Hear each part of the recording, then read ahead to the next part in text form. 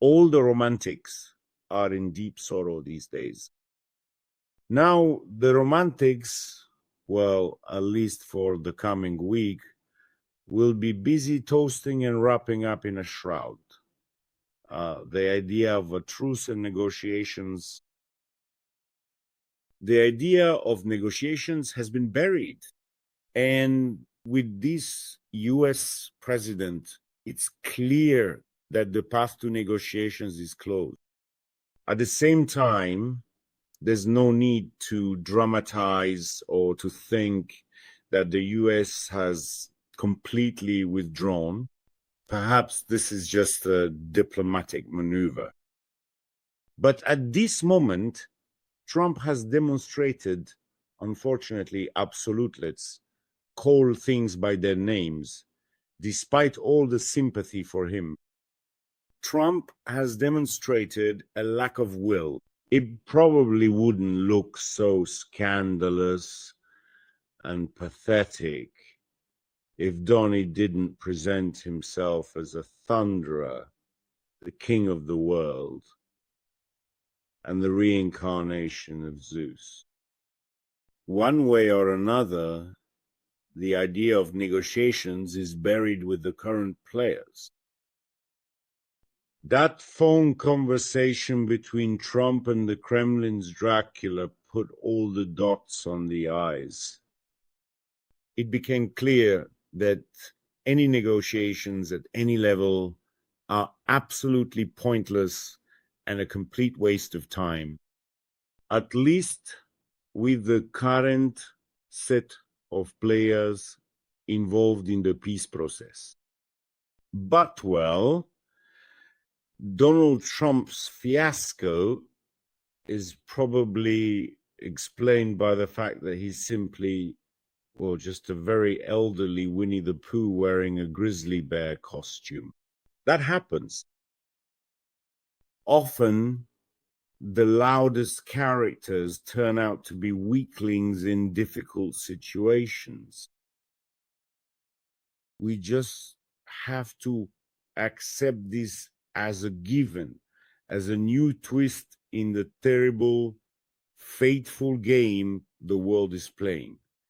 And probably it's time to abandon any hopes for a peacemaking role from the United States. At least that's the reality we're dealing with, according to the official sources available to us. Apparently, the president is suggestible.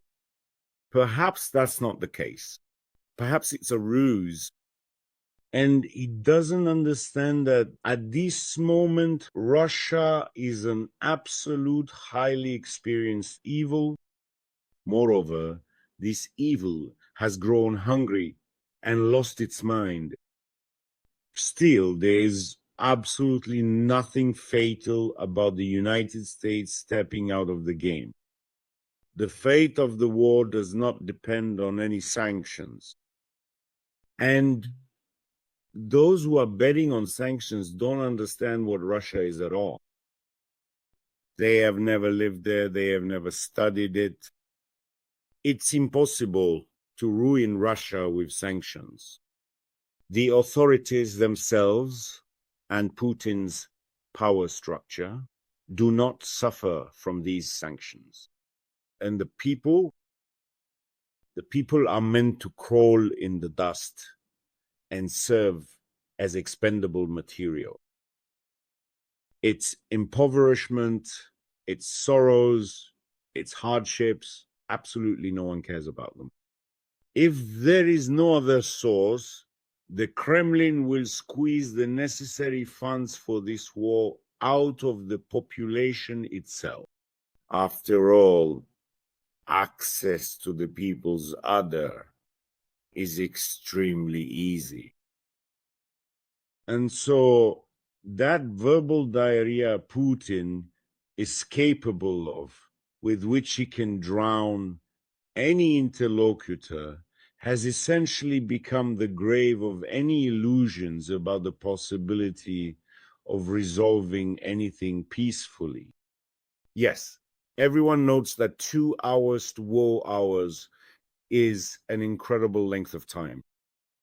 Listen, the duration of the conversation doesn't mean anything at all, because in such cases, on both sides, at the very least, teams of hundreds of specialists and analysts are immediately mobilized who are monitoring this conversation.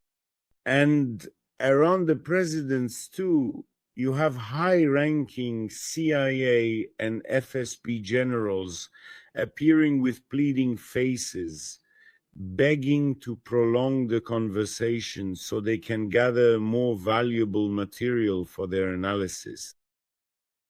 But I suspect there were quite a few professional psychiatrists on the American side. And when they put their detailed conclusions on Trump's desk, he'll eventually come to realize that, yes, talking to Putin is ultimately pointless.